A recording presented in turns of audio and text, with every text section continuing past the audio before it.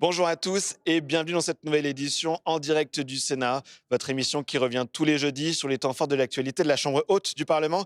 Voici les titres cette semaine. À la une, il y a la suspension de la réforme des retraites. La majorité de la droite et du centre au Sénat qui n'en veut pas et le ministre du Travail qui a détaillé la proposition du gouvernement pour financer la suspension de la réforme. Également à la une cette semaine, Rachida Dati qui était reçue au Sénat mardi à propos du casse au Louvre. Les sénateurs de la commission culture qui organisaient hier aussi une table ronde sur la sécurisation des musées avec notamment le nouveau préfet de police de Paris. Et enfin, troisième titre cette semaine, le Parlement qui adopte définitivement une modification du code pénal et change la définition du viol en y intégrant le non-consentement, une évolution majeure.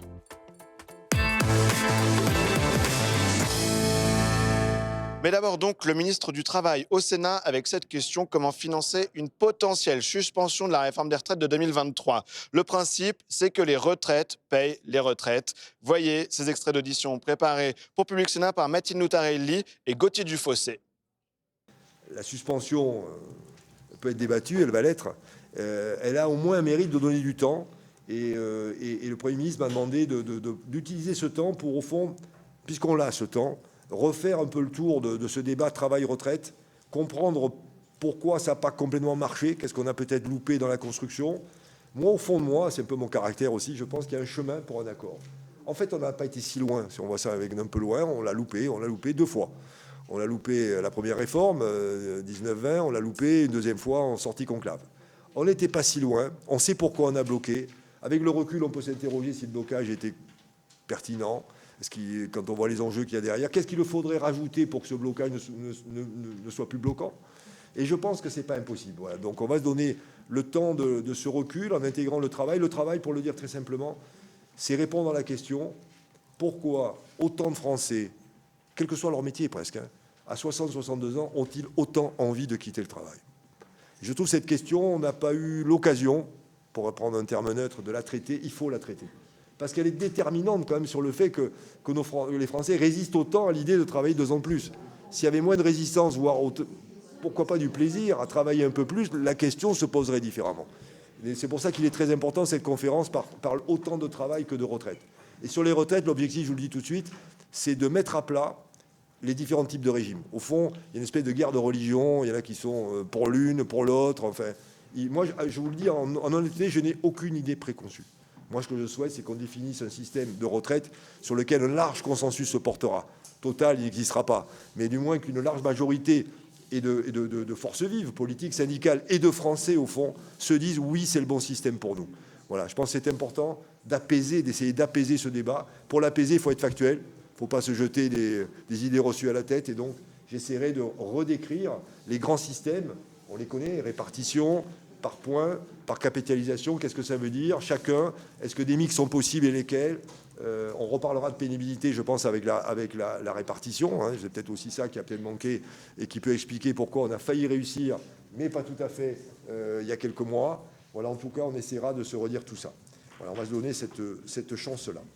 Sur alors la lettre rectificative, alors les explications de chiffres, effectivement, tout ça a bougé. Comme vous, j'ai entendu 400 millions, 1,8 milliard, hein, ça a été articulé par le Premier ministre, je crois, dès la déclaration de politique générale, ou assez vite, en tout cas, on ne savait pas trop encore la forme que ça prendrait d'un point de vue législatif, mais bon, ouais, on a fini par une lettre rectificative. C'est l'affinage des calculs, et je vais vous expliquer le débat. L'assiette a bougé. C'est une première estimation qui avait été faite par la direction de la sécurité sociale. Bon, ils savent calculer. Et quand on a regardé exactement ce qu'il y avait là-dedans, et d'ailleurs je me permettrai de vous donner mon avis, et mon avis peut être challengé et discuté. Ceux qui le connaissent, moi j'aime bien avoir du bon sens. Au fond, et la lecture un peu de tout ça, c'est garder le bon sens. Le bon sens, c'est de se dire, cette suspension, on peut en débattre, une fois qu'on la décide, elle suspend ceux qui montaient vers 64 ans.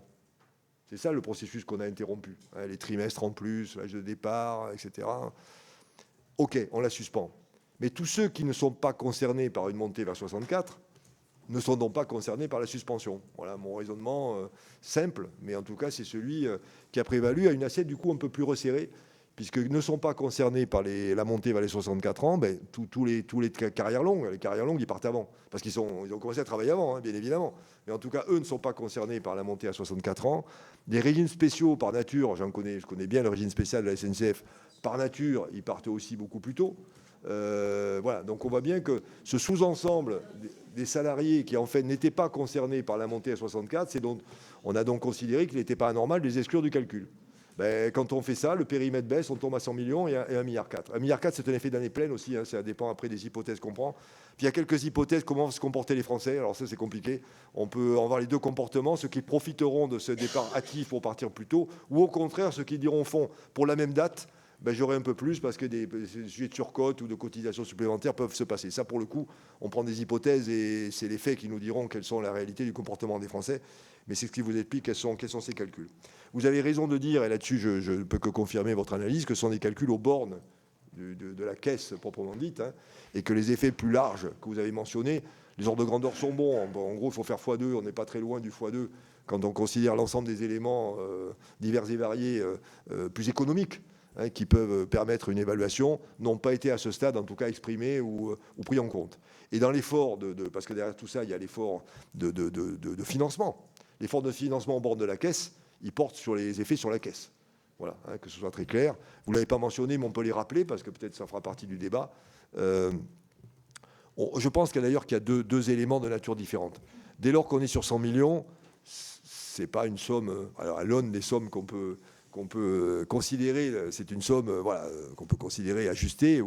Et donc l'idée qui est venue, c'est que les mutuelles l'année dernière avaient profité d'un petit effet intéressant, puisqu'elles avaient commencé en gros à tenir compte d'une exonération qui finalement n'a pas eu lieu. Donc au fond, leurs primes ont été augmentées alors que la dépense n'est pas arrivée. Donc au fond, il y a un petit coup d'avance sur le calcul des primes des mutuelles. Donc il n'est pas illogique qu'on puisse utiliser cet argument pour dire qu'il n'est pas anormal dès lors que l'année suivante, on appelle à un effort un peu complémentaire des mutuelles. Voilà, donc ça, c'est la logique des mutuelles. La logique de l'année 2000, alors le quantum n'est pas le même. Quand on parle de 2027, là, on passe à 1,4 milliard, donc c'est beaucoup plus important. Et le principe qui a prévalu, mais là aussi on peut en débattre, c'est que les retraites payent les retraites. Voilà, on est resté dans quelque chose un peu d'orthodoxe, là pour le coup, hein, Madame la sénatrice, Madame la rapporteure, quelque chose qui est plus orthodoxe. Et donc, on est arrivé... Alors, quoi faire? Il y a plusieurs leviers qui sont possibles. La proposition, je le redis, c'est une proposition. Elle peut être amendée, discutée, transformée. La proposition que nous faisons, c'est d'amplifier un mécanisme qui avait été accepté par les partenaires sociaux à l'occasion du conclave, qui est d'une sous-indexation, assez longue d'ailleurs, hein, dans le cadre du conclave, qui fait partie d'ailleurs de la proposition qui vous est faite. C'est 26, 27, 27, puisque 26 est gelé. 27, 28, 29, une sous-indexation de 0,4 points. Nous proposons en 27, puisque c'est 27 dont on parle, de l'augmenter à 0,9, donc de mettre 0,5 points de plus. Voilà, ça vous explique comment les calculs ont été effectués. Je pense avoir répondu au moins aux deux. Sur la suspension aussi, je pense.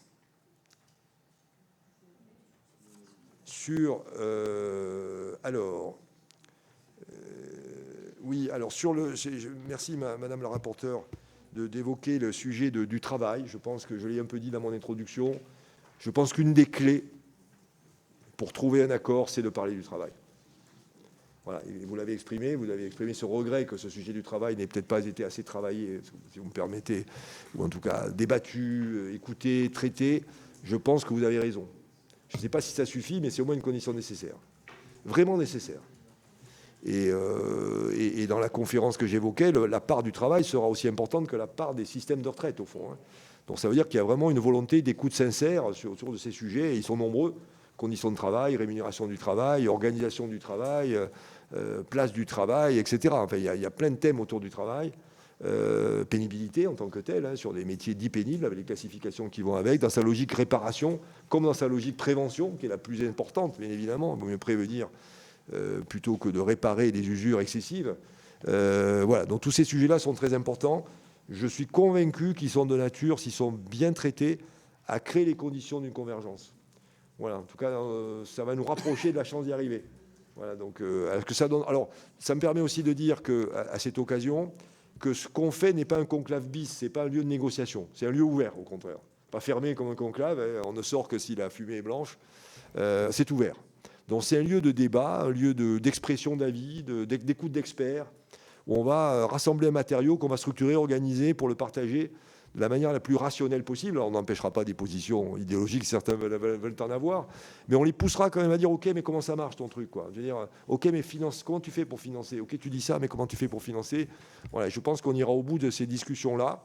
Ce matériau, on espère, la bonne sortie de ce travail-là, c'est qu'il soit repris par les partenaires sociaux. Alors sur les retraites, bien évidemment, c'est ce qu'on évoquait, et pourquoi pas repris sur le travail. Tout ou partie. Je parlais de promotion interne. Je pense que la promotion interne, le parcours professionnel dans l'entreprise, fait partie aussi des éléments qui peuvent convaincre les gens d'abord de se réaliser dans l'entreprise et d'y rester un peu plus longtemps. C'est une perspective, justement, quel que soit l'âge, on a une capacité à progresser. Il n'y a pas d'âge pour progresser. On peut progresser tout le temps. On peut même devenir ministre à 68 ans. Donc il n'y a pas de raison qu'on ne puisse pas progresser dans l'entreprise un peu à tout âge. Voilà, donc ça, je suis bien d'accord avec vous sur ce point, j'allais dire un peu philosophique, hein, qui est fondamental. On a vraiment l'intention de ne pas le louper à cette occasion.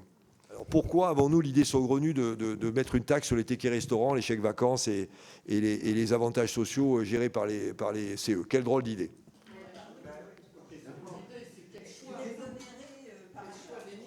Quelle drôle d'idée. Quelle drôle d'idée. Quelle drôle d'idée. Prenons les tickets restaurants. Je crois que l'un d'entre vous l'a dit. On a dévoyé l'objet originel. L'objet originel, c'était des entreprises qui n'avaient pas de cantine, comme dirait l'autre. Hein. Mais vous aviez raison, madame la sénatrice. Nous eussions dû vous écouter. Et effectivement, comme vous l'avez mentionné, on parle d'un complément de salaire maintenant. Maintenant, carrément, on appelle ça des compléments de salaire. Ça ressemble à salaire, complément de salaire. Et salaire égale cotisation. Voilà, donc à partir de là, il n'est pas illégitime. Après, le débat peut avoir lieu sur l'acceptabilité de la mesure, hein, je l'entends. Et à partir de là, il n'est donc pas illégitime de demander aux employeurs, pas aux bénéficiaires, mais aux employeurs, une taxe modérée de 8%. Si c'était du salaire, ça serait 40%. Donc 8% est modéré. C'est un forfait. Voilà. Donc après, on peut débattre. Et là encore, les curseurs sont possibles, parce qu'il y a 3 instruments, ils ne sont pas de même nature. On sent l'attachement au ticket restaurant assez historique, les autres aussi, mais quand même. Voilà, donc là-dessus, il y a 2 manières de gérer l'affaire. Il y en a 3. Ou on tient bon, on verra si ça tient. Ou on compose à l'intérieur de ce périmètre, et on est prêt à discuter. Ou on trouve d'autres niches. Voilà, donc au fond, il y a 3 voies de sortie. Je suis ouvert aux 3, et je compte sur votre sagacité pour nous faire des propositions.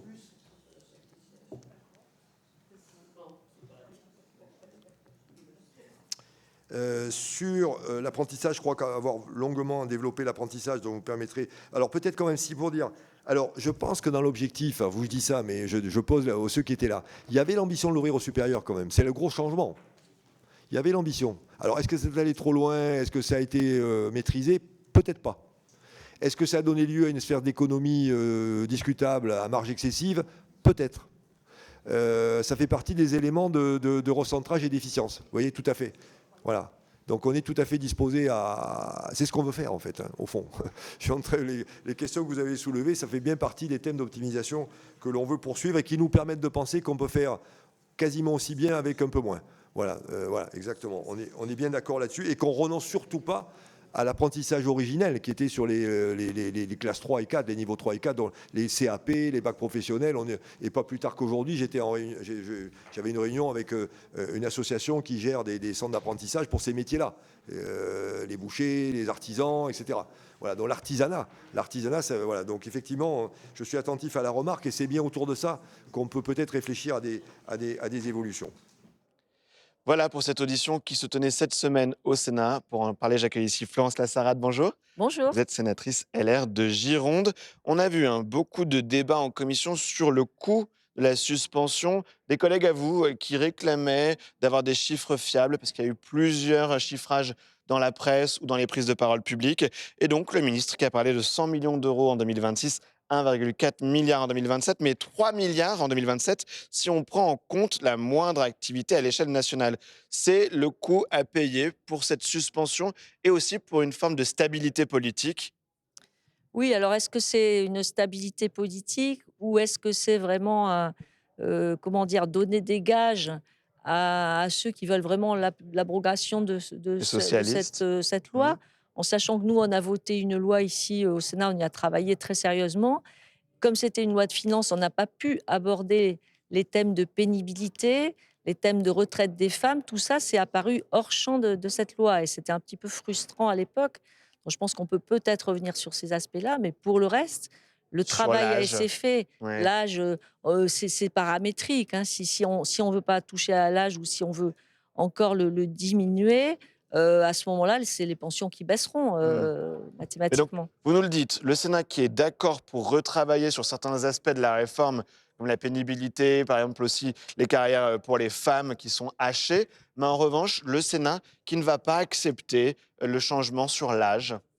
Bah, c'est évident. Moi, je voyage, quand même, régulièrement en Europe et on voit que partout, on est plutôt à allonger et à s'approcher des 68 ans, que de retourner à 62, voire pour certains 60 ans. Donc moi, j'ai l'impression que dans ce pays, on marche sur la tête. Mmh. Le travail n'a plus aucune valeur, il faut quand même être lucide et voir qu'on ne va pas raser gratis pendant des années. C'est Oui. pas possible et Et nos alors, enfants, en pâtiront. comment en plus financer à court terme cette suspension? Le ministre qui a donc dit qu'il y avait deux pistes, faire contribuer les organismes de complémentaire santé, les mutuelles, mais aussi en sous-indexant les retraites. Qu'est-ce que vous pensez de ces pistes de financement que d'ailleurs le consommateur va peut-être payer à la fin, notamment par le prix des mutuelles? Bah, c'est évident, forcément quelqu'un va payer. Il y a un gouffre financier qui s'annonce et c'est en totale irresponsabilité qu'on a suspendu cette réforme des retraites. On est la plupart, enfin mon groupe en tout cas au Sénat est, vent debout contre cette Oui, oui. suspension. Et on a vu Gérard Larcher qui a prévenu dans Le Parisien le week-end dernier la majorité de la droite et du centre qui rétablira la réforme des retraites si elle était votée par les députés. Donc là, quand on voit le premier personnage au Sénat qui dit ça dans Le Parisien, c'est qu'on va vers un bras de fer entre les deux chambres du Parlement sur cette question. Bah, je pense qu'il y a une chambre qui se tient et qui était aux côtés des Français et de leurs intérêts, et Pensez une au autre où Sénat. c'est qui a peur d'être déstabilisée ou je ne sais quoi, et qui part dans une surenchère démagogique. Mais je pense que les Français sont intelligents et comprennent qu'on ne peut pas partir n'importe où, on ne peut pas renverser la table et dire ça coûte rien. Tous les jours, enfin, j'ai le nombre d'hôpitaux qu'on pourrait construire avec cet argent perdu. Yannick Noder l'a très bien dit, hein, c'est scandaleux. Moi, j'ai l'impression d'un comportement scandaleux. Un mot sur le reste du projet de financement de la sécurité sociale.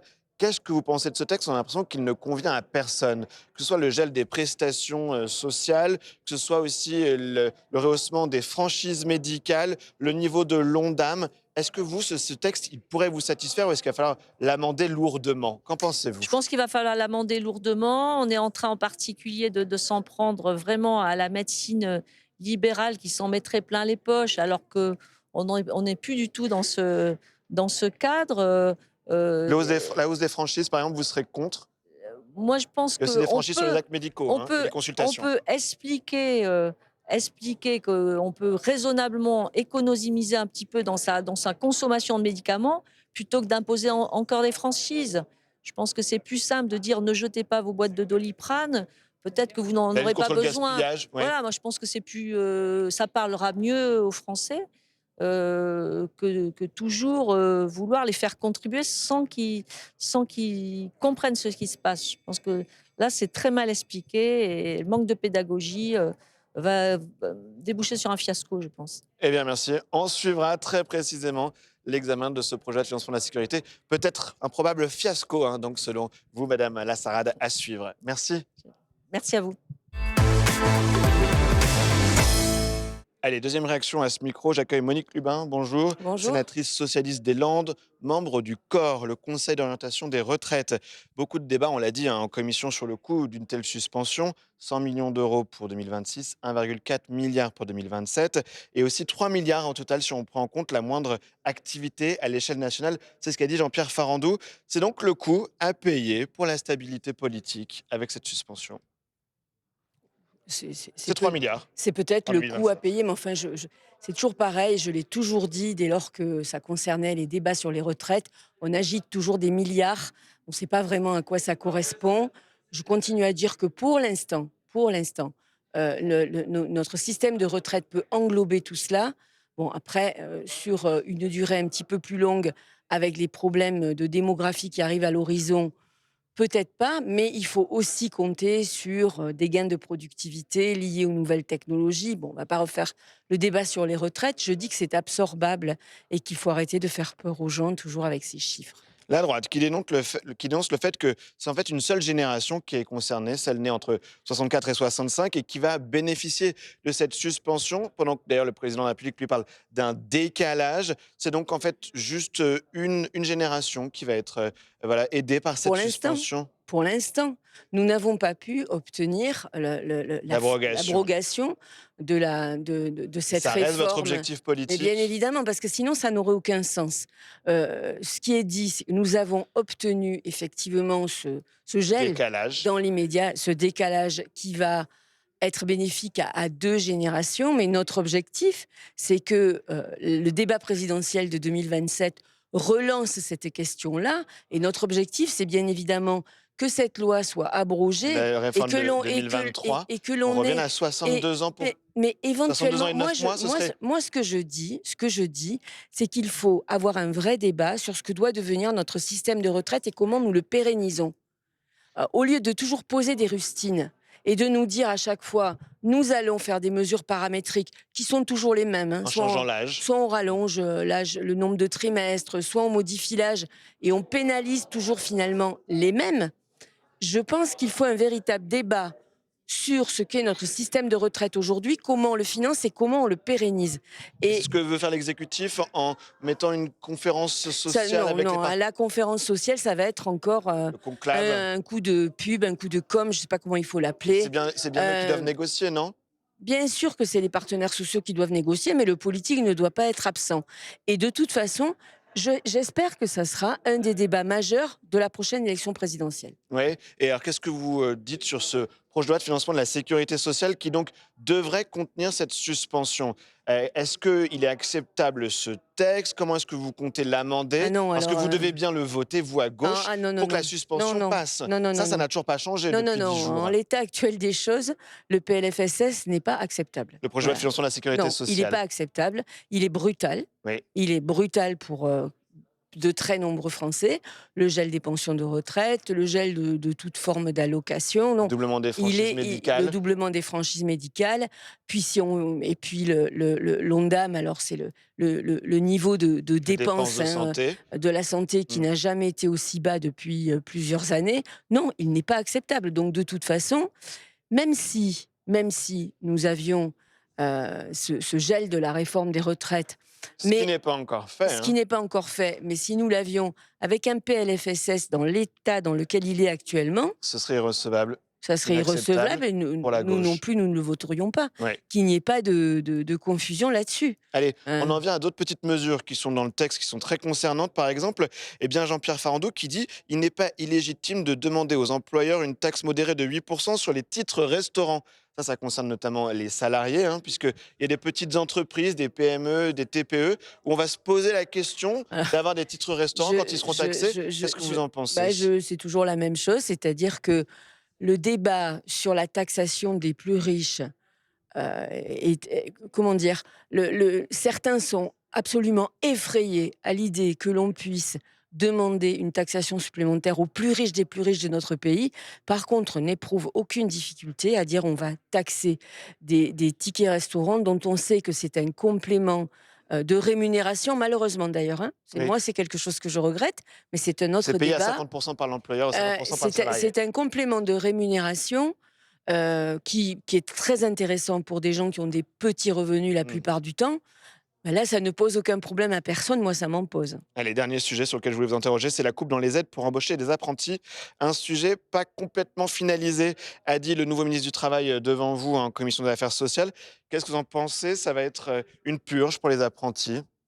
Je pense que c'est d'abord la conséquence des réformes qui ont été faites ces dernières années, notamment avec France Compétences, où on avait averti, on avait dit que ça risquait de coûter extrêmement cher. Et aujourd'hui, on se rend compte effectivement que ça coûte extrêmement cher. Là, c'est pareil. Je pense que c'est un mauvais coup pour un certain nombre d'entreprises qui ont besoin de recruter des apprentis parce que sinon, elles n'arriveront pas après à trouver des compétences. Après, je pense aussi que sur l'apprentissage, on doit rediscuter. Mmh. Clairement, on doit rediscuter. On avait eu d'ailleurs cette discussion l'année dernière, je me souviens, en commission. Est-ce que on n'est pas un peu trop généreux sur certains niveaux de diplôme pour Mmh. l'apprentissage ou sur la taille de certaines entreprises? Mmh. Mais en tout état de cause, avant d'en avoir discuté avec les parties prenantes, c'est un mauvais coup. Bien, merci. Merci Monique Lubin et on suivra l'examen de ce PLFSS, le projet de loi de financement de la sécurité sociale, dans les prochaines semaines au Sénat. Merci à vous. Allez, on en vient au deuxième thème dans cette émission et le vol au Louvre dimanche il y a 10 jours. Ce matin, on apprenait que 5 nouvelles personnes ont été placées en garde à vue. Quelles sont les responsabilités politiques dans ce braquage? Écoutez les explications de la ministre de la Culture devant les sénateurs, c'était mardi, ainsi que celles du préfet de police de Paris, mercredi en audition. Je veux revenir en quelques mots sur le vol spectaculaire qui a eu lieu dimanche dernier au musée du Louvre, qui a choqué tous les Français, le monde entier même, de manière tout à fait légitime, et qui a aussi choqué l'ensemble des plus de 2200 agents du musée du Louvre dont vous avez vu une partie ce matin, cher Président. Alors l'audition d'aujourd'hui, comme je viens de dire, elle est majeure pour le budget, mais pour que l'événement, ce vol spectaculaire, ne prenne pas le pas sur cette audition et de ne pas y revenir tout au long des échanges, je souhaitais vraiment faire un point. Alors, comme je l'ai dit, je le redis, et vous avez pu d'ailleurs lors de vos échanges ce matin pu vous en rendre compte, il n'y a pas eu de défaillance interne sur les dispositifs de sécurité tels qu'ils étaient installés à cette date et tels que les dispositifs installés de sécurité devaient fonctionner. C'est une réalité. Les alarmes ont fonctionné, les agents, puisqu'on a pu le vérifier, ont suivi à la lettre les protocoles qui s'appliquent dans de telles circonstances. Les effectifs prévus étaient bien en salle. Il est donc essentiel que cette réactivité des agents, qui a permis d'alerter dans les temps les forces de police dans la minute et de mettre en sécurité le public présent dans le musée, soit aussi reconnue. Mais je le redis, parce que c'est aussi important de le redire et de l'affirmer, si ce vol spectaculaire a eu lieu, c'est donc un échec. C'est un échec pour tout le monde, c'est un échec pour le musée du Louvre. Des failles sécuritaires ont bien existé. Elles ont bien existé et donc il faudra y remédier. C'est tout le sens, je le rappelle, des 3 initiatives que j'ai lancées immédiatement, et pour l'une d'entre elles, avec le ministère de l'Intérieur. Dès lundi, le télégramme commun que j'ai signé avec le ministre de l'Intérieur, adressé à l'ensemble des DRAC et au préfet pour procéder immédiatement à une vigilance accrue des lieux et des œuvres sensibles, avec un échange d'informations renforcé entre les établissements culturels et les forces de sécurité, afin de recenser tous les lieux qui peuvent contenir des objets de valeur ou sensibles. Dès mardi, j'ai annoncé le lancement de l'enquête administrative qui doit rendre ses conclusions mercredi soir sur la base de nombreuses auditions et analyses de documents internes. Dès mardi également, j'ai annoncé à l'Assemblée nationale la mission parlementaire confiée par le Premier ministre à Jérémy Patriélétus sur ma proposition. Elle permettra d'émettre des préconisations rapides sur la manière de mieux sécuriser nos établissements culturels en réfléchissant notamment à la gouvernance, au process, au pilotage et au financement. Les conclusions de l'ensemble de ces missions et notamment de l'enquête administrative nous permettront de faire toute la lumière sur les défaillances, les manquements et les responsabilités. Et en toute transparence, je prendrai toutes les mesures qui s'imposent s'agissant des défaillances, des manquements et des responsabilités. Toutes les mesures qui s'imposent, d'une part pour sécuriser très rapidement le musée et d'autre part pour revoir une nouvelle organisation plus adaptée. Et donc, pour clore ce propos introductif, c'est qu'à ce stade, je ne peux pas en dire plus.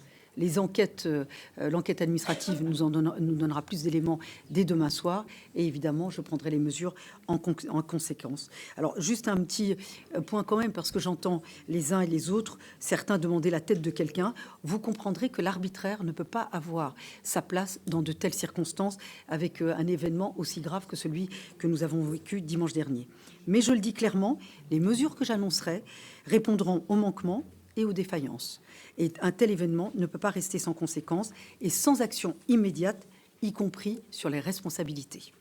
Sur le Louvre, est-ce que le gouvernement déposera un amendement pour accroître les crédits sécurité et la mise en place du schéma de sécurité du Louvre? Et est-ce que le gouvernement déposera aussi un amendement pour créer un fonds à destination de, cette fois-ci, pas uniquement le Louvre, mais de l'ensemble des musées pour accroître là aussi leur sécurité?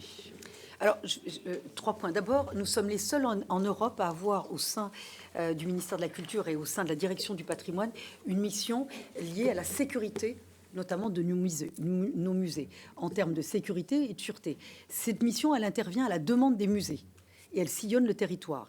Et donc, cette mission, évidemment, va être renforcée. Suite, on apprend toujours de nos échecs et des situations de crise. Donc cette mission qui est assez unique depuis en Europe, nous sommes les seuls à avoir ceci. Donc ça, c'est une réalité. Cette mission sera renforcée en termes de moyens et de financement. Le deuxième aspect, s'agissant du Louvre, et c'est pour ça que je ne veux pas aller trop loin, je préfère attendre les conclusions de l'enquête administrative. Il est évident, et vous l'avez rappelé, que le projet Louvre Renaissance a été accéléré parce qu'il y avait une nécessité de sûreté et de sécurité s'agissant du musée du Louvre. C'est ce qu'on appelle le schéma directeur sûreté-sécurité qui intègre évidemment la sûreté, la sécurité, qui est à hauteur de 450 millions d'euros, avec un volet de 160 millions d'euros sûreté-sécurité et un volet dédié à la sûreté, notamment des œuvres, qui est de à hauteur de 80 millions d'euros. Évidemment, tout cela va être accéléré. Évidemment, dès la remise des conclusions. Ça, c'est le premier point. Le deuxième point, c'est évidemment la création d'un fonds dédié à la sécurité et la sûreté de nos musées, qui sera global. Et là, nous sommes en discussion avec les parlementaires pour qu'on puisse connaître, évidemment, le montant qui serait affecté dans le cadre de ce fonds. J'aimerais vous interroger, Madame la Ministre, sur le Louvre et je vous questionnerai ensuite sur sur le Centre national du livre. D'abord, il est vrai que depuis ce drame national qui nous obsède tous depuis des jours, une question s'impose à tous. Comment le plus grand musée du monde a-t-il pu être ainsi vulnérable, cambriolé en quelques minutes et en plein jour? Je veux d'abord saluer votre décision d'avoir immédiatement ordonné une enquête administrative, et c'est vrai qu'il n'y en avait pas eu pour l'incendie de Notre-Dame. Alors nous nous sommes rendus ce matin au Louvre avec une délégation de notre commission et de notre président pour visiter donc les installations de sécurité. Et je dois le dire, j'ai été à la fois effarée et très triste de constater l'obsolescence des infrastructures, la vétusté des 5 PC de sécurité et un PC central totalement sous-dimensionné pour le plus grand musée du monde. Croyez-le, j'ai été assez stupéfaite.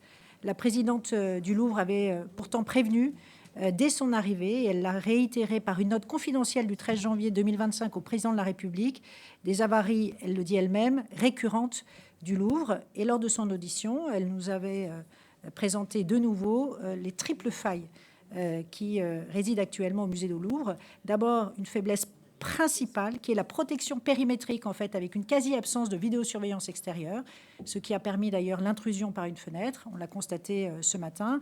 Ensuite, des infrastructures vieillissantes qui rendent impossible l'installation d'équipements modernes en matière de vidéoprotection.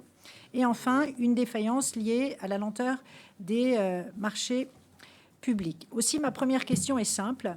Fallait-il, Madame la Ministre, un tel drame pour que soit déclenché un vaste plan de sécurisation du Louvre et plus largement, bien sûr, de tous les musées de France? Vous avez évoqué le montant qui nous parviendra plus tard en tant que sénateur, mais quelle sera en fait la répartition, les modalités d'attribution et la façon dont ce fonds sera abondé? Par ailleurs, Madame la Ministre, s'il y a échec, vous l'avez dit, se pose la question fondamentale de la responsabilité. On ne peut pas dire aux Français que dans une telle faille, dans un tel échec, il n'y a aucune responsabilité, ni du point de vue de la sécurité, ni du point de vue de la protection des œuvres.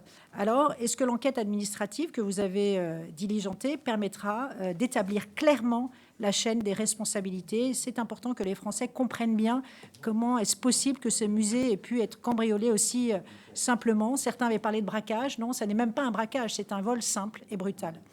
Nous avons également appris qu'une partie des collections de bijoux du Louvre avait été transférée vendredi dans la principale chambre forte de la Banque de France et que des directives de mise à l'abri vont être envoyées par votre ministère à tous les musées de France. Alors, si nous commençons à placer notre patrimoine sous clé, que restera-t-il à voir? Faudra-t-il demain exposer des copies ou des hologrammes?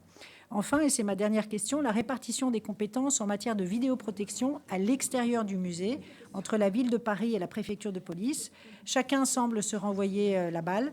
La ville de Paris est censée décider du nombre de caméras de vidéoprotection dans un schéma directeur, puis la préfecture de police proposer des implantations dans une démarche de co-construction. Et pourtant, le parc des installations ne couvre pas l'ensemble des façades du Louvre. Du côté de la galerie d'Apollon, la seule caméra qui est posée est en direction de l'ouest et ne couvrait donc pas le balcon concerné par l'effraction. Alors comment expliquez-vous, Madame la Ministre, qu'un site aussi emblématique comporte encore de tels angles morts? Là où vous avez raison, on ne peut pas dire circuler, il n'y a rien à voir, c'était parfait. Les Français ne peuvent pas évidemment le comprendre, s'agissant du Louvre, de dire il n'y a pas eu de responsabilité, il n'y a pas de manquement et tout va bien. Ça, c'est, vous avez raison de le rappeler. Évidemment, l'enquête administrative, d'ailleurs, lorsque vous m'avez posé votre question d'actualité, bien avant, vous m'aviez écrit avec certaines propositions et des mesures que j'intégrerai, Madame la sénatrice, dans les mesures que je prendrai dès réception du rapport de l'inspection. Vos mesures, ce que vous préconisez, notamment sur les caméras périmétriques et sur l'espace public, notamment de la collectivité. Vous m'avez fait part de votre expérience comme ancienne vice-présidente de la région en charge de la culture. Donc j'intégrerai évidemment vos propositions dans les mesures que j'annoncerai. Et vous avez raison, je prendrai aussi mes responsabilités s'agissant de constater les manquements, les défaillances et l'enquête administrative le permettra. Moi, j'ai toujours combattu l'arbitraire et donc je ne l'appliquerai pas à d'autres. Donc moi, j'attends d'avoir des éléments objectifs pour pouvoir décider. L'affaire est trop grave pour faire n'importe quoi dans la précipitation et ne pas constater les éléments et de ne pas analyser les éléments qui me remontent. D'ailleurs, je vous remercie aussi d'avoir accompagné le président Lafont et de constater par vous-même aussi l'obsolescence du matériel. Et vous avez aussi rappelé l'interpellation de la présidente du Louvre lorsque j'ai été nommée, mais aussi à l'adresse du président de la République. Et d'ailleurs, dans le projet Louvre une Renaissance, le schéma directeur dit sûreté qui s'élève à 450 millions d'euros a intégré ce volet de modernisation de la sécurité et de la sûreté. Donc évidemment, nous allons prendre les mesures pour accélérer certaines mesures et certains dispositifs à mettre en œuvre. Le cambriolage du Louvre n'est malheureusement pas un cas isolé. Au cours des dernières semaines, plusieurs musées français ont été victimes de vols, que ce soit à Paris avec le cambriolage nocturne du Muséum d'histoire naturelle le 16 septembre ou dans les territoires avec la perte de 3 trésors nationaux du Musée national Adrien Dubouché de Limoges. Le 4 septembre, le vol intervenu au musée du désert de Mialet dans le Gard le 7 octobre et enfin le braquage puis le cambriolage du musée Jacques Chirac à Saran en Corrèze le 12 et le 14 octobre. Nous nous souvenons également du braquage du musée du Hieron à Paray-le-Monial et du cambriolage du musée Cognac-Jay à Paris en novembre 2024. Cette série de vols met en évidence la vulnérabilité de nos établissements muséaux face à des intrusions aux modes opératoires très divers.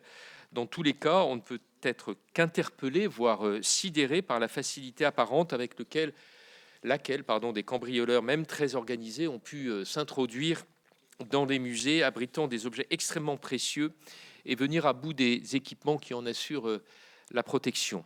Les vols ont souvent été effectués en quelques minutes à l'aide d'outils aussi communs que des disqueuses, des chalumeaux ou des tronçonneuses. Il nous faudra bien sûr en tirer toutes les leçons pour l'avenir. Nous souhaitons donc comprendre quelles sont les responsabilités des uns et des autres en matière de sécurité des musées et comment les actions des institutions que vous représentez se coordonnent. Le cambriolage du Louvre offrira à cet égard un exemple éclairant. Je pense notamment à l'articulation entre les dispositifs de vidéosurveillance du musée et ceux de la préfecture de police qui a suscité quelques questions. Quelle est donc votre analyse sur cette série d'effractions et de cambriolages ? Assiste-t-on à une évolution des modes opératoires des voleurs des biens culturels, ainsi que nous l'a indiqué la présidente directrice du Louvre ou à l'apparition d'une nouvelle criminalité? Si oui, cette évolution est-elle propre à notre pays ou peut-elle la constater également à l'étranger? Face à cette menace, comment le dispositif de sécurité des musées doit-il évoluer? Les faiblesses actuelles sont-elles dues à des problèmes organisationnels ou à une insuffisance de moyens? Quelles sont les mesures prises dans l'urgence et celles qui devront se déployer à moyen terme? Que pensez-vous de la proposition faite par Laurence Descartes devant notre commission d'installer un commissariat au sein du Louvre? En aval des cambriolages, comment éviter que les biens volés soient revendus ou démontés et donc définitivement perdus? Voici quelques-unes des nombreuses questions qui se posent de manière brûlante après les événements des dernières semaines. Je vous propose donc de commencer à y répondre dans un propos liminaire de 5 à 10 minutes, en procédant dans l'ordre suivant, en commençant par monsieur le préfet de police. Ensuite, je donnerai la parole à monsieur le chef de l'OCBC et enfin monsieur le directeur général des patrimoines. Je passerai bien sûr ensuite la parole à notre rapporteur budgétaire Sabine Drexler et enfin à chacun de celles et ceux qui le souhaitent. Monsieur le préfet de police, je vous donne la parole. Bien, merci beaucoup, mesdames, messieurs, sénatrices et sénateurs. Vous voudrez bien excuser, venant de prendre mes fonctions, évidemment, je ne connais pas dans le strict détail l'ensemble du sujet. Pour autant, j'y ai travaillé jusqu'à presque 2 heures ce matin pour lire l'importante documentation qu'on a mis à ma disposition. Je ne suis pas habitué à fuir mes responsabilités. Je suis à la tête de la préfecture de police et bien évidemment, c'est en qualité de préfet de police que je viens vous voir et donc en tant que responsable des faits et gestes de l'ensemble de mes personnels. Ce que je retiens de ce que j'ai lu dans la nombreuse littérature que m'ont fourni les différentes directions de la préfecture de police, il y a 2 sujets dans le sujet. Il y a ce qui relève évidemment de la compétence du musée, du Louvre ou d'autres musées par ailleurs, et ce qui relève évidemment de la compétence de la préfecture de police. S'agissant des caméras, puisque, monsieur le sénateur, vous venez d'en faire état, s'agissant des caméras. Et bien évidemment, il y a un nombre important, et pour mémoire, vous savez qu'il y a 1300 caméras au Louvre, quand on en compte 545 au Centre Pompidou, 139 à la Fondation Cartier et 134 au Musée des Arts modernes. Donc vous voyez la profusion de caméras. Pour autant, force est de constater que Madame Descartes, d'ailleurs, l'avait constaté en 2021, il y a un pas technologique qui n'a pas été franchi à un moment donné, étant entendu qu'une partie des caméras ne sont pas encore toutes numériques, elles sont parfois analogiques, ce qui évidemment est un frein à la transmission dans le flux informatique des données d'une part, et d'autre part peut-être aussi dans la qualité du traitement des images. Et j'y reviendrai tout à l'heure dans mon propos. Donc on a un système de vidéosurveillance qui, comme vous le savez, fait l'objet d'un arrêté préfectoral qui autorise que le préfet de police autorise la mise en place de ces caméras, arrêté préfectoral qui lui vient après une autorisation qui est faite par une commission dans laquelle se trouvent 2 membres désignés par la CCI de Paris, 2 membres désignés par le préfet de police de Paris et 2 membres par le Conseil de Paris et 2 membres par le président de la Cour d'appel de Paris.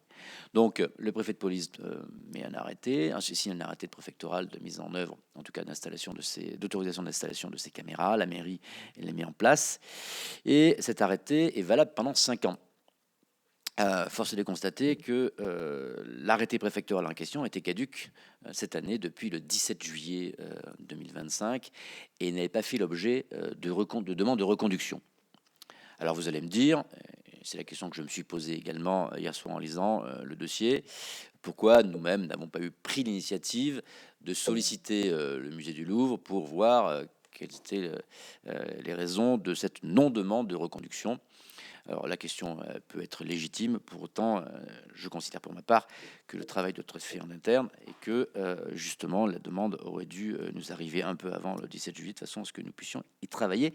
Mais nous allons voir avec l'ensemble de mes services pour que nous puissions disposer des dates d'échéance de l'ensemble de ces arrêtés préfectoraux, de façon à ce que nous puissions par anticipation solliciter l'ensemble des musées pour que tous ces documents puissent être reconduits, en tout cas les procédures puissent être reconduites, les arrêtés préfectoraux reconduits.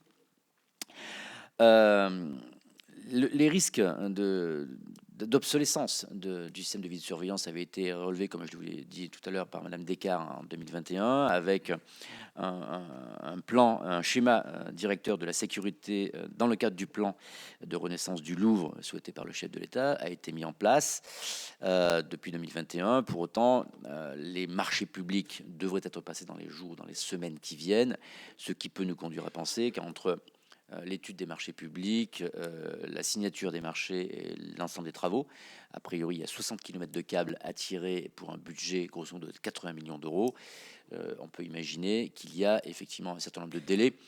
Et je n'imagine pas que tout ça soit réalisé avant 2029-2030 potentiellement, ce qui conduit à se poser la question de l'intervalle entre le constat de 2021 et aujourd'hui sur la prise en compte de l'urgence de la situation et peut-être des procédures alternatives d'accompagnement pour essayer de compenser ou en tout cas de minimiser les risques entre le sujet de la détection de cette forme d'obsolescence et l'importance des travaux à réaliser qui, comme vous pouvez l'imaginer, vont avoir des conséquences à la fois sur le musée et sur la sécurité pendant les travaux.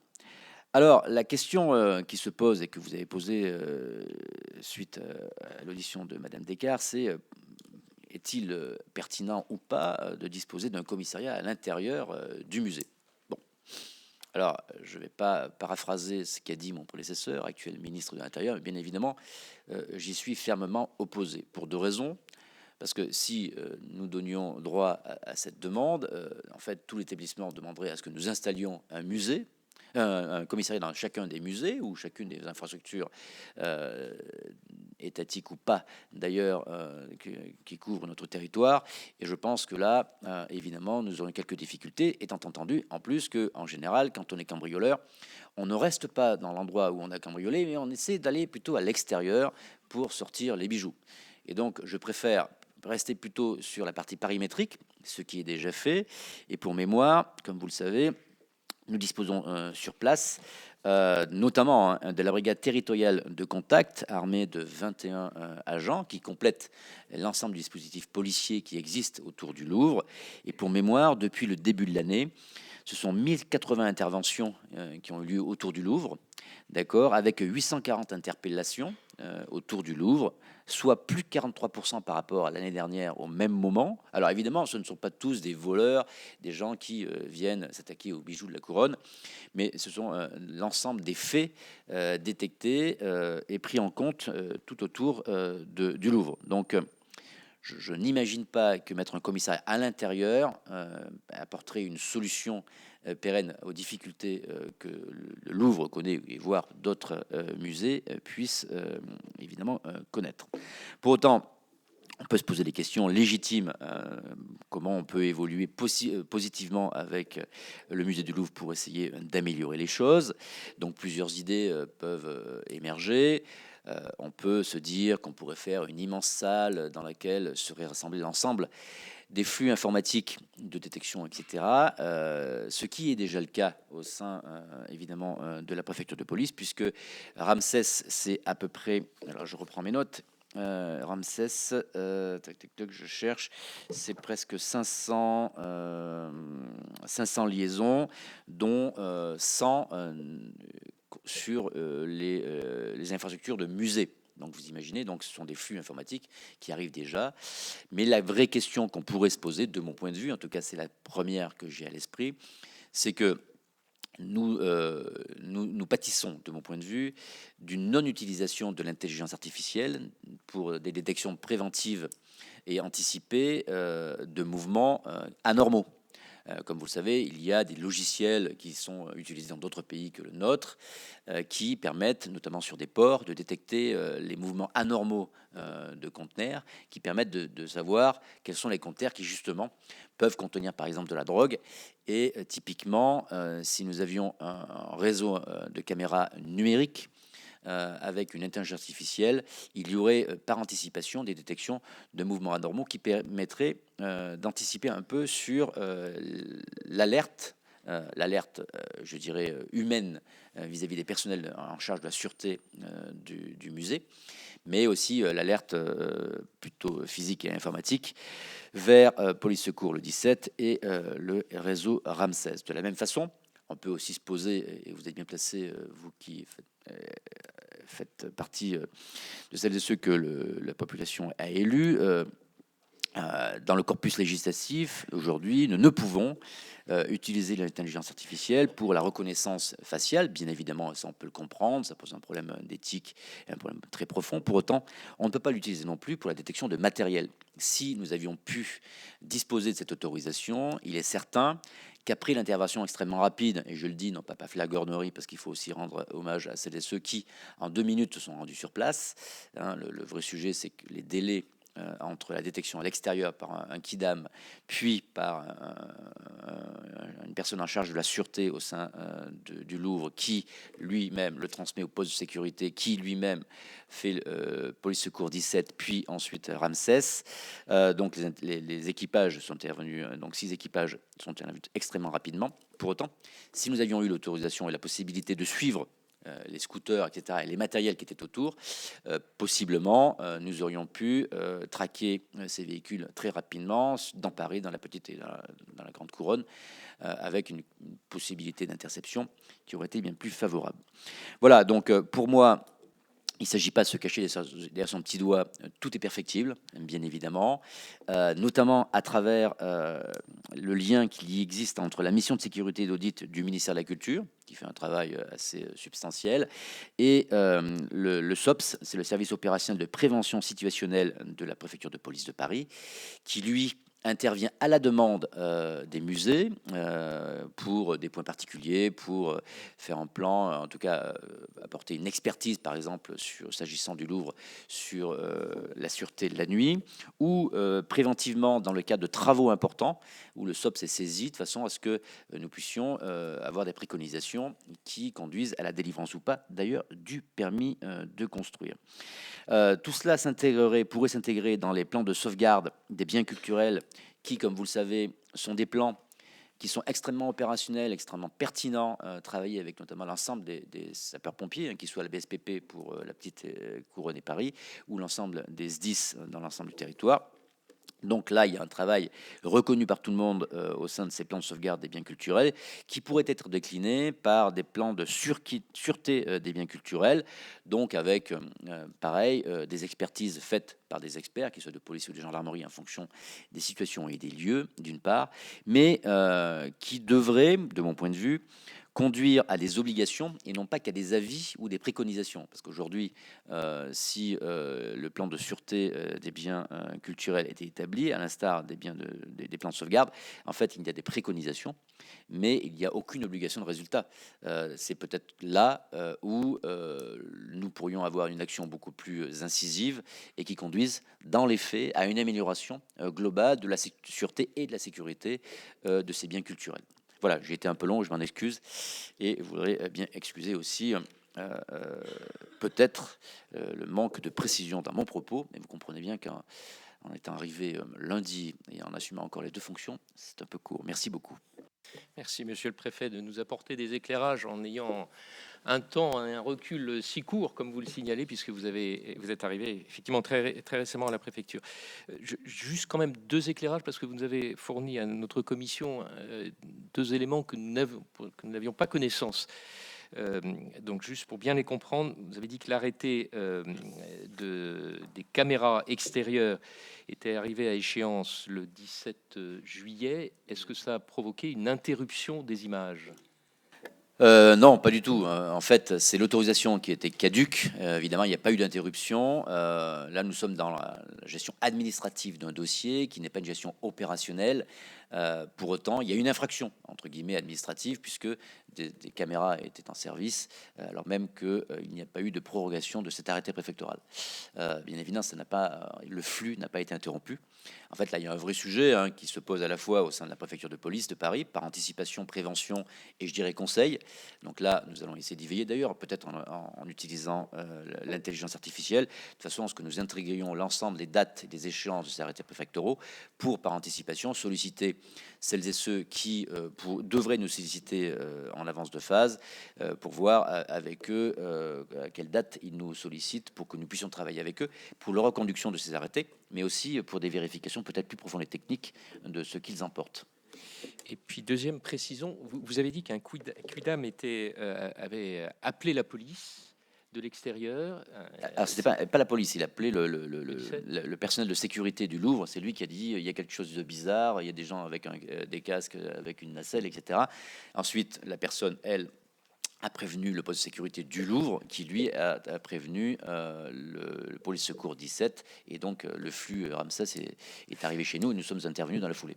Ce qui nous a été dit côté Louvre, c'est que c'est à la fois les caméras intérieures qui ont identifié l'intrusion à partir du système de vidéo intérieur du Louvre et que surtout les systèmes de détection, c'est-à-dire les alarmes sur la fenêtre ainsi que sur les protections des objets avaient tout de suite fonctionné et avaient du coup alerté le PC. Là, vous nous dites, en fait, les premières alertes au niveau du PC viennent de quelqu'un de l'extérieur? C'est ce que j'ai retenu de mon entretien, mais si vous Oui, permettez, bien sûr, j'ai un de mes bien sûr, collaborateurs bien qui, lui, est plus au fait, puisqu'il était en poste bien avant moi. Oui, merci, monsieur le préfet de police. Bonjour, mesdames et messieurs les sénateurs. Non, effectivement, en fait, il y a, comme vous le disiez, un appel 17 à 9h36, qui est un appel 17 d'une personne extérieure au Louvre. C'est en fait un cycliste qui effectivement évoque en direct le fait qu'il y a des personnes casquées qui utilisent un monte charge et même qui aurait percuté, dit-il, le musée, enfin le mur du musée. Donc c'est cet appel 17 extérieur qui provoque l'intervention des effectifs de police qui arrivent 3 minutes sur les lieux, c'est-à-dire à 9h39. C'est-à-dire que s'il n'y avait pas eu ce cycliste, quand est-ce que seraient intervenues les forces des polices à partir du système Ramsès et de l'appel au commissariat? L'alarme Ramsès, elle est active 1 minute après l'appel 17, c'est-à-dire dès 9h37, appel 17 9h36, et en interne, le Louvre met en œuvre l'alarme Ramsès 1 minute après, à 9h37. Donc on peut imaginer que l'intervention de la police aurait évidemment, s'il n'y avait eu que cette alarme, un peu moins rapide, mais elle aurait été quand même extrêmement rapide, puisque finalement on a un décalage que d'1 minute. D'accord. C'est-à-dire que dans les 6 équipages qui sont intervenus, certains sont intervenus suite à l'appel du 17 par le cycliste, d'autres par le commissariat du 1er arrondissement, qui était également appelé par le Louvre, et enfin par Ramsès, qui, nos informations sont exactes, sont situés au commissariat du 17e arrondissement. C'est-à-dire que c'est un raccordement d'alarme qui est raccordé au commissariat du centre. En fait, dans chaque commissariat de la région parisienne, de l'agglomération parisienne, il y a un raccordement, et ensuite ça va converger vers le SIC, ce qui est le centre d'information et de commandement à la préfecture de police. Oui, c'est ça. Ce qui ne veut pas dire que ce sont des équipages du 17e qui interviennent quand il y a une... Non, absolument pas. Merci. Voilà pour ces auditions qui avaient lieu cette semaine au Sénat. Pour en parler, j'accueille ici Sonia de la Provoté. Bonjour. Bonjour. Vous êtes sénatrice centriste du Calvados. Commençons par l'audition du préfet de police de Paris quand il explique que c'est un quidam, un cycliste qui appelle le 17 et qui donc prévient de la présence de la nacelle à l'extérieur du Louvre. C'est ce qui se joue en commission, c'est qu'on découvre de nouvelles choses. On fait la lumière sur le déroulé des événements. Malgré l'arrestation de plusieurs suspects, on continue de découvrir des choses lors de ces auditions. Ah, tout à fait. Alors, en fait, ce qui se passe, c'est qu'il s'est passé en parallèle deux éléments. Un, ce qui s'est passé en interne, donc le système de sécurité et d'alerte en interne, mais ce qui s'est passé à l'extérieur.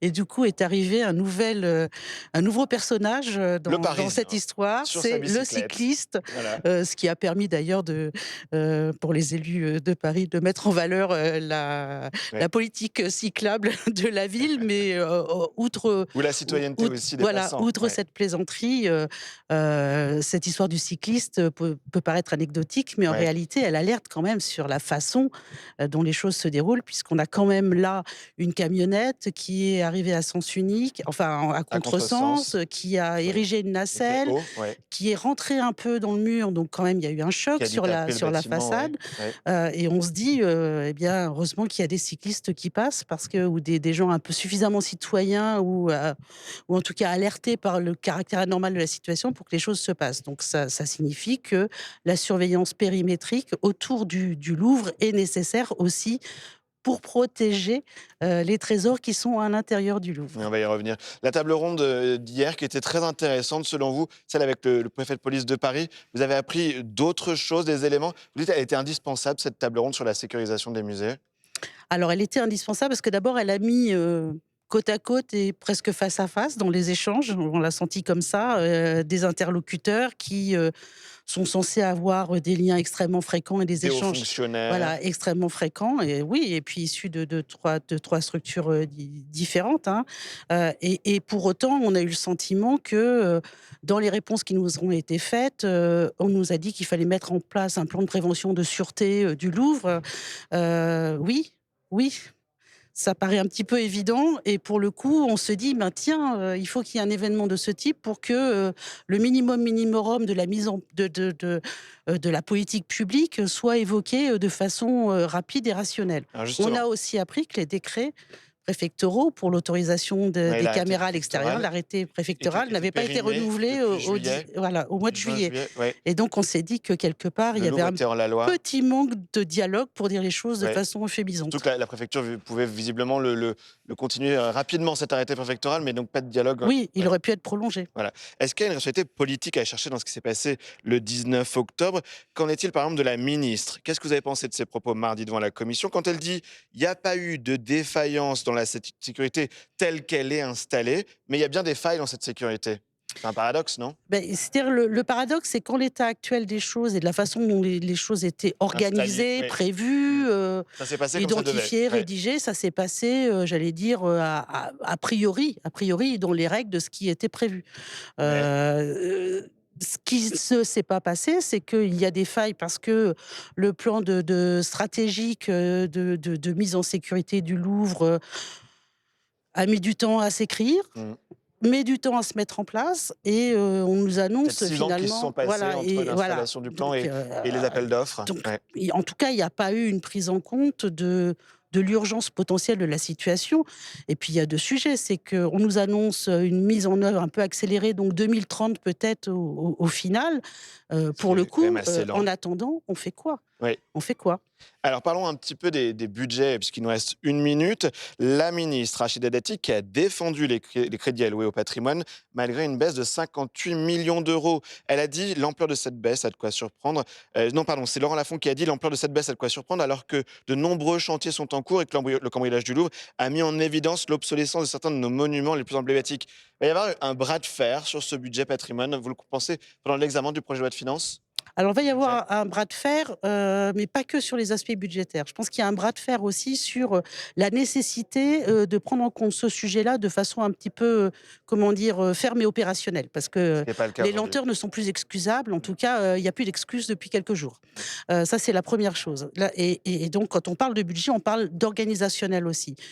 Il va y avoir aussi un bras de fer budgétaire parce que de toute façon, les budgets, c'est le nerf de la guerre. Et si on veut bien protéger, et pas que les visiteurs, mais aussi tous ces trésors qui sont notre histoire, notre mémoire, eh bien, il faut aussi qu'on mette en œuvre financièrement un certain nombre de règles qui ne sont pas encore prévues pour le moment. Eh bien, merci. Merci Sonia de la Provoté. On suivra ce Merci. dossier très précisément sur Public Sénat. Merci. Allez, on en vient au troisième thème dans cette émission et le Parlement qui adopte la notion de non-consentement dans la définition pénale du viol. Écoutez les moments forts de cette séance hier, préparée pour Public Sénat par Mathilde Noutarelli et Gauthier Dufossé. Avant d'aborder le texte, je tiens à souligner la qualité du travail parlementaire dont il résulte. Cette proposition de loi a été déposée à l'issue d'une mission d'information conduite par nos collègues de l'Assemblée nationale, Véronique Rioton et Marie-Charlotte Garin. Elle a par la suite fait l'objet d'un examen rigoureux, accompli à la lumière d'un avis du Conseil d'État et dans une grande confiance, tant entre les chambres qu'entre les groupes politiques. Ma co-rapporteure, Dominique Vérien, que je salue, et moi-même, pouvons en témoigner. Tout a été fait pour parfaire la rédaction de ce dispositif. Le Parlement s'honore et légifère mieux lorsqu'il travaille à la lumière des travaux qui permettent de construire un consensus. La proposition de loi visant à sortir la France du piège du narcotrafic en a d'ailleurs déjà fourni une illustration, voilà quelques mois. C'est de nouveau le cas aujourd'hui. Ce ne sont pas seulement des réussites dont nous pouvons nous féliciter, ce sont des leçons pour l'avenir que nous devons garder à l'esprit. Je le dis avec d'autant plus de force à l'aune des temps actuels. Passons désormais aux modifications apportées au texte durant la CMP.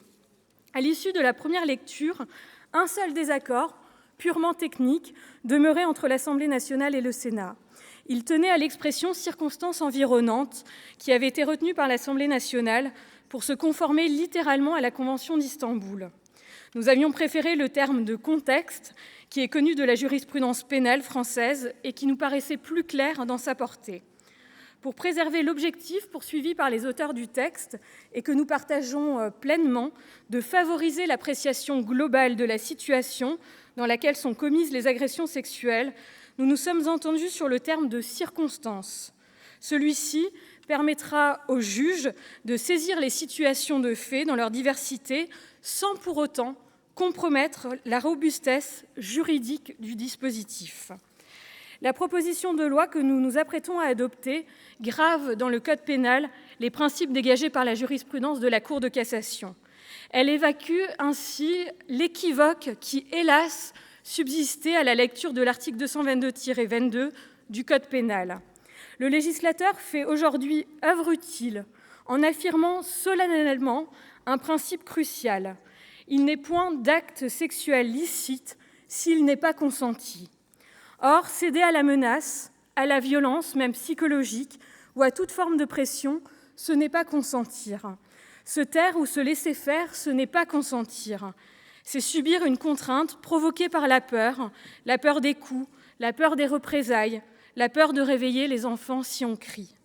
Se résigner lorsqu'un refus, pourtant exprimé des dizaines de fois, n'a pas été entendu, ce n'est pas consentir. Cela veut seulement dire qu'on n'a plus la force de lutter. Ne pas réagir, ce n'est pas consentir. C'est trop souvent être dans un état de sidération qui ne permet pas de se défendre. Cette évolution législative apporte donc de la clarté. Une clarté qui doit permettre d'améliorer le traitement par les services d'enquête et les tribunaux des violences sexuelles. Si nous arrivons aujourd'hui au terme de la procédure législative, nos travaux sur ce texte ne sont pas terminés. Tout au contraire. L'adoption de cette loi devra en effet être suivie d'un travail de contrôle pour évaluer les effets qu'elle aura engendrés. Nous y serons particulièrement attentifs, car la loi n'a de sens que si elle sert réellement l'intérêt général. Pour aller au bout du chemin sur lequel nous nous engageons aujourd'hui, il nous appartiendra de vérifier que la loi nouvelle a réellement rendu la répression des violences sexuelles plus efficace et qu'elle a mis fin, ce faisant, à l'impunité des agresseurs autant qu'à la solitude des victimes. Je vous remercie pour votre attention. Merci, Madame la rapporteure. La parole est à Madame Marie-Pierre Védrenne, ministre déléguée auprès du ministre de l'Intérieur. Je vous en prie, Madame la ministre. Madame la Présidente de la Commission des lois, Mesdames les co-rapporteurs, Elsa Schack et Dominique Vérien, Mesdames, Messieurs les sénateurs, il y a des combats qui traversent les décennies, des voix qui ne s'éteignent jamais et des femmes dont l'engagement continue d'éclairer notre route. En ce moment où vous vous apprêtez à vous prononcer sur cette proposition de loi, je veux rendre hommage à Monique Pelletier, décédée le 19 octobre 2025 à l'âge de 99 ans. Avocate, ministre de la Condition féminine, membre du Conseil constitutionnel, elle a fait de sa vie un combat pour la justice et pour la dignité. Une vie consacrée à briser le silence, à faire bouger les lignes, à faire du droit un instrument d'émancipation. Dans une France encore corsetée par le silence, la honte, l'indifférence, Monique Pelletier s'est battue pour le droit des femmes et pour la reconnaissance des violences faites aux femmes. C'est notamment à elle que nous devons, en 1980, la criminalisation du viol et ce qui est devenu notre article 222-23 du Code pénal. Une conquête déterminante portée avec la force d'un mouvement de femmes déterminées dans le sillage d'un combat historique de Gisèle Halimi. Et c'est en pensant à elles, à leur courage, à leur clairvoyance que nous poursuivons aujourd'hui ce combat pour nommer, reconnaître, condamner, éradiquer toutes les formes de violence sexuelle. Car le consentement est au cœur de notre combat contre les violences sexuelles. Il est une évidence qui aurait dû s'imposer depuis longtemps. Et pourtant, il demeure un concept volontairement déformé, caricaturé. Pourquoi ? Parce qu'il vient heurter des habitudes, des croyances, parce qu'il dérange. Il dérange car il est intrinsèquement lié à une réalité que l'on préférerait mettre à distance, une réalité occultée par les clichés. Car dans 9 cas sur 10, la victime connaît son agresseur, celui qui abuse, celui qui viole, 9 fois sur 10. Ce n'est pas un inconnu tapis dans l'ombre, c'est un mari, un ex-conjoint, un parent, un ami, un collègue, un supérieur hiérarchique, une figure d'autorité, quelqu'un à qui on peut faire confiance, quelqu'un à qui on dit « tu ». Et c'est précisément cette proximité qui brouille tout. Elle rend les frontières floues, les repères incertains. Elle installe le doute insidieux, corrosif, le doute de la victime d'abord. Est-ce vraiment arrivé? Ai-je mal compris? Est-ce ma faute? Et le doute des autres. Pourquoi n'a-t-elle pas crié? Pourquoi ne s'est-elle pas débattue? Pourquoi n'a-t-elle rien dit plus tôt? Parce que le viol ne se résume pas à la brutalité physique. Parce que la peur, la sidération, la honte, le contrôle coercitif, les violences psychologiques, les abus d'autorité ou de pouvoir sont autant de chaînes invisibles qui paralysent et qui peuvent paralyser longtemps. Parce que l'absence de cri, de lutte ou de résistance n'a jamais établi un consentement. Parce que le silence d'une victime n'est jamais un consentement.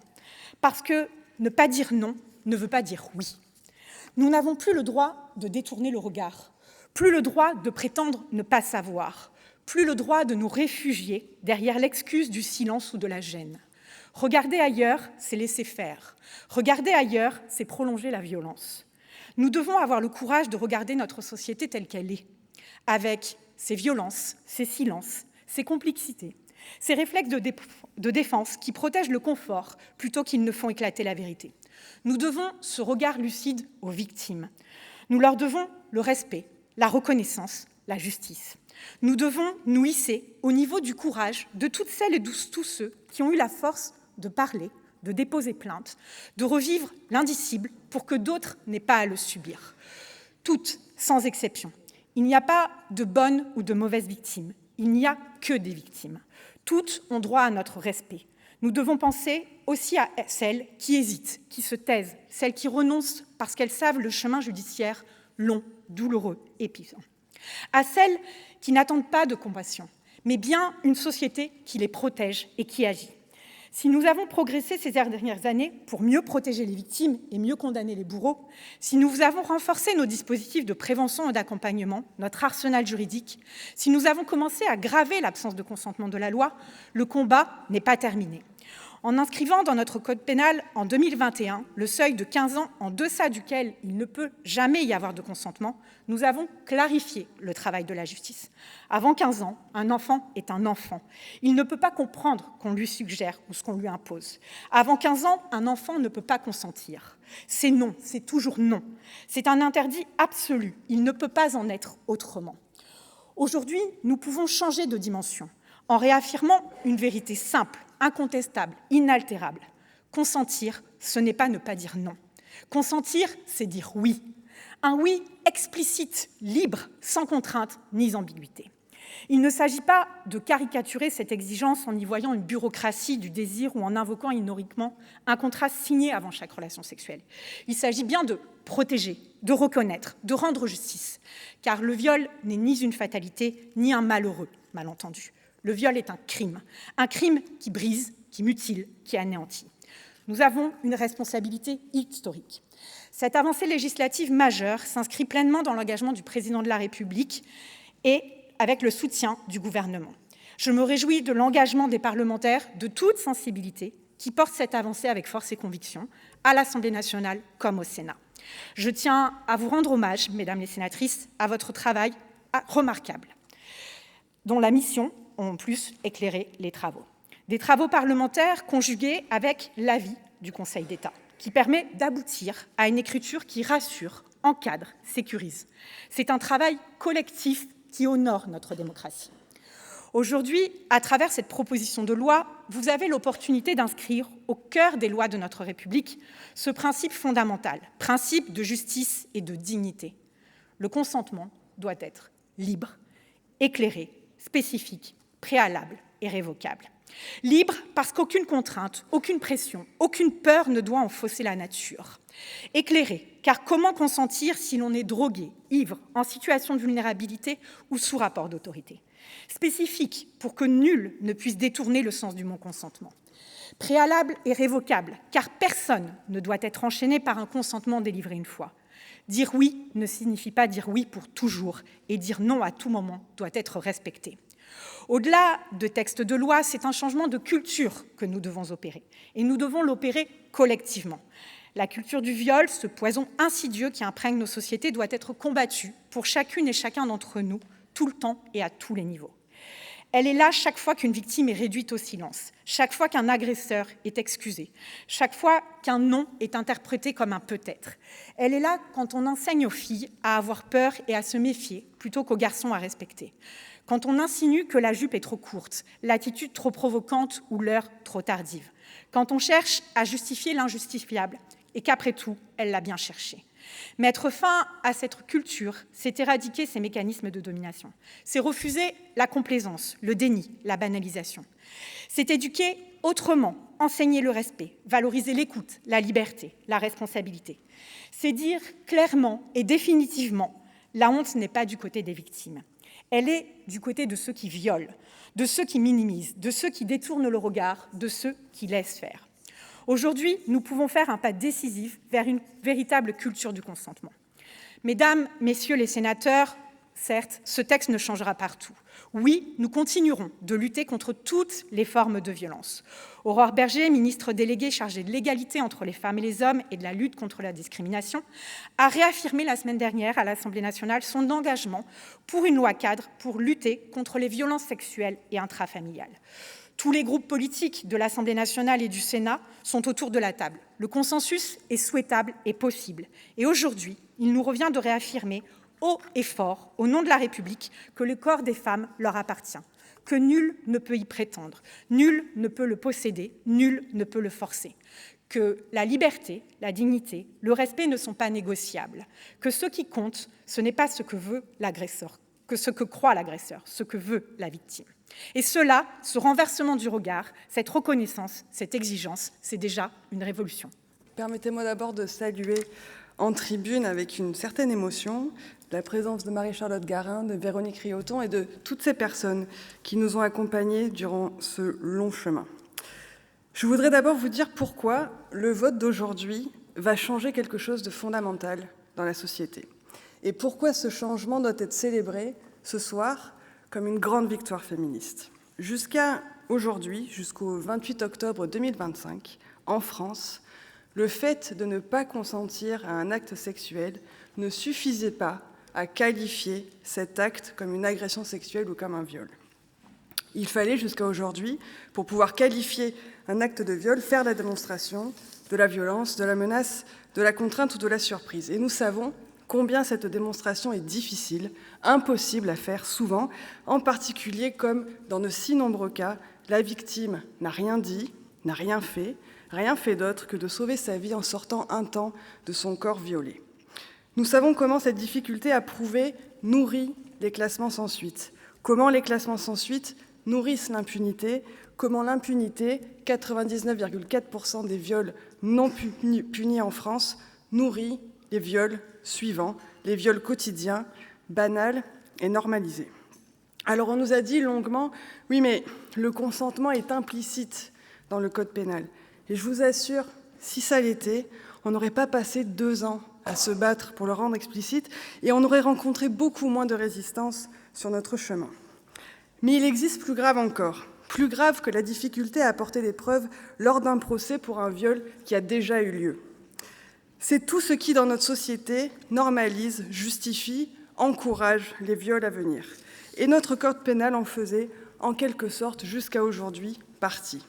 Car il y avait, jusqu'à aujourd'hui, en droit car en société, en réalité, une présomption de disponibilité du corps des femmes, une forme de présomption de consentement.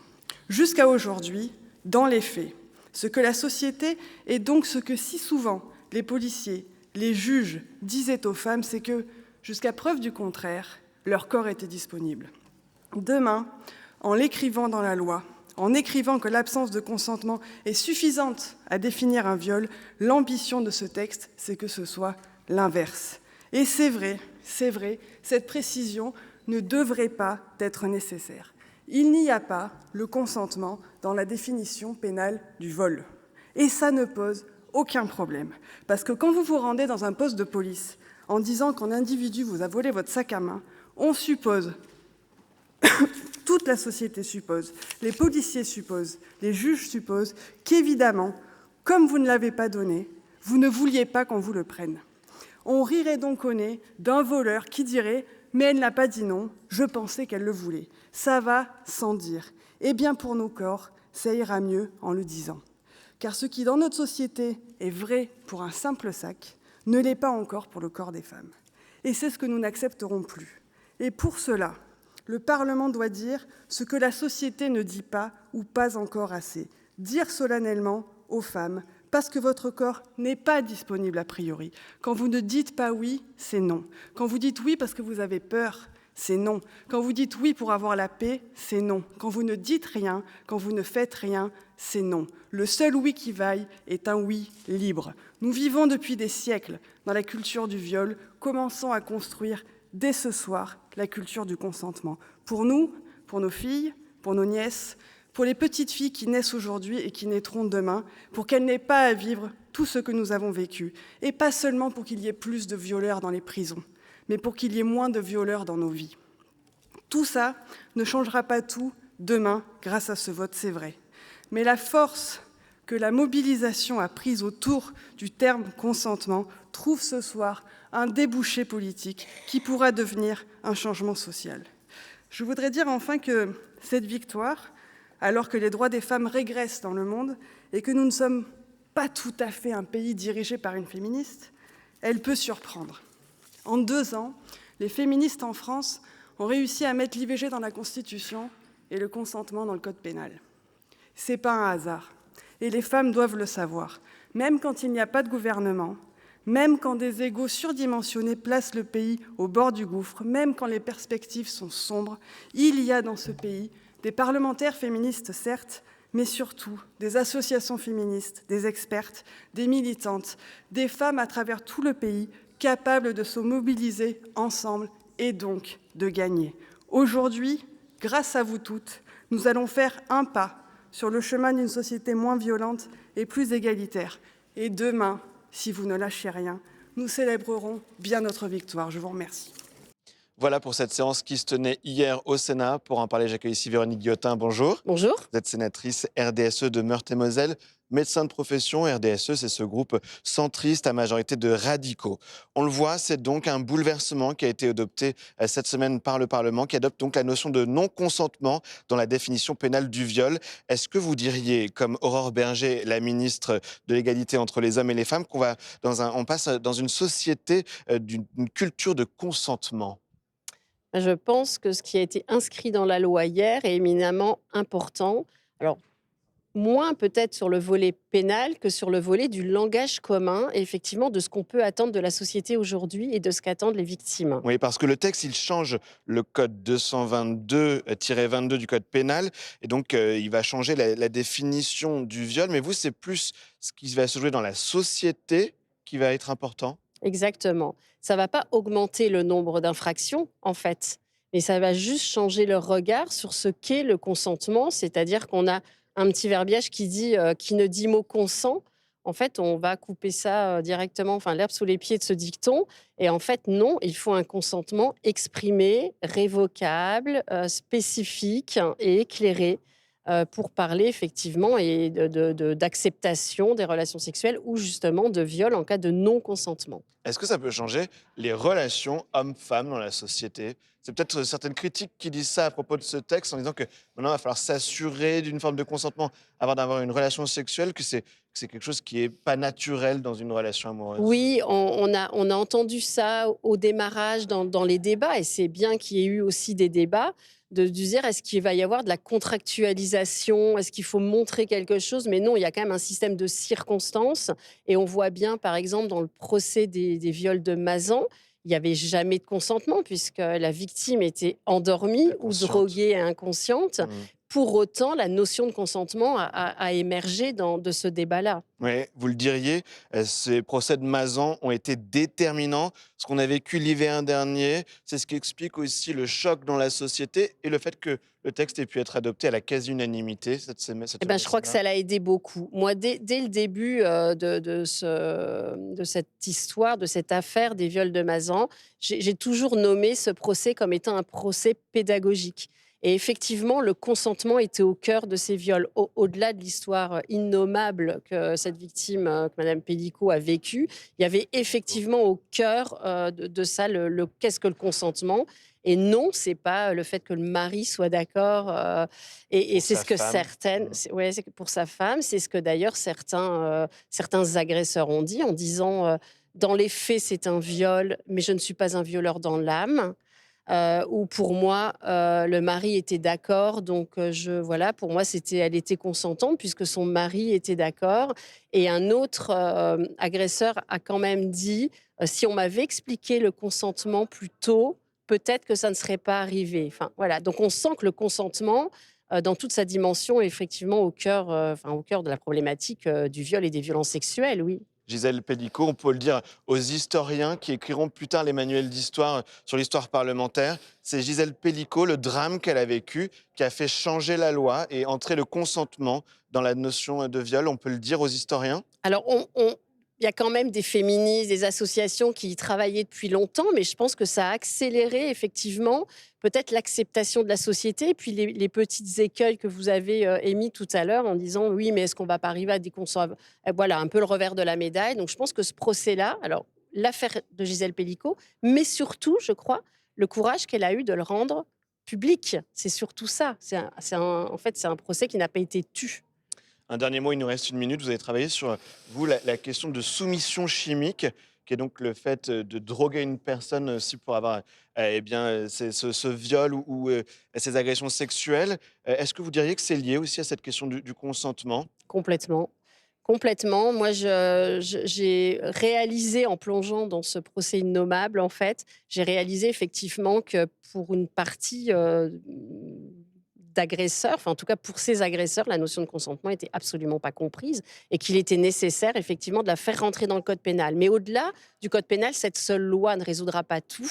Et bien évidemment que c'est un processus sociétal, c'est de l'éducation dès le plus jeune âge, des petits garçons et des petites filles, la formation des professionnels. Enfin voilà, c'est un changement effectivement sociétal et de paradigme qu'il faut enclencher. Et d'ailleurs, on attend la grande loi que la ministre Aurore Bergé avait promis et qui est en train de avoir des échanges, mais l'instabilité politique a fait que ça a pris un petit peu de retard. Et merci. Merci Véronique Guillotin pour ce commentaire au micro de Public Sénat. Merci. Et c'est la fin de cette émission. Merci à vous de l'avoir suivi. N'hésitez pas à lire nos décryptages et à voir nos replays, c'est sur publicsénat.fr.